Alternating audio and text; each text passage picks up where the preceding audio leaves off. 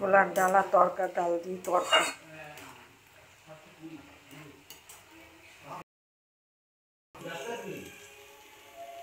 দেখো আমরা সবসময় তরকার ডাল দিয়েই তো খাই। আজ পেঁয়াজ রসুন ভেজে ছোলার ডাল আর তরকার ডাল ভিজিয়ে রেখেছিলাম।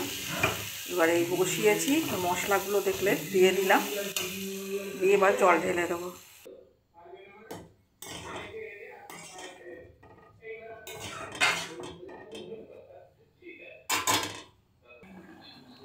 দেখো এর মধ্যে একটু ভেজে রাখা, নুন দিয়ে ভেজে রাখা পনির একটু দিয়ে দিলে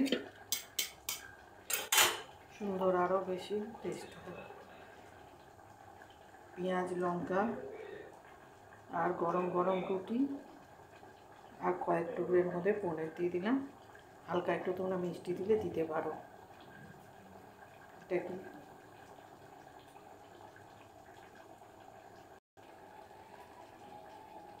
না, তোমাদের জন্য পাঠিয়ে দিলাম।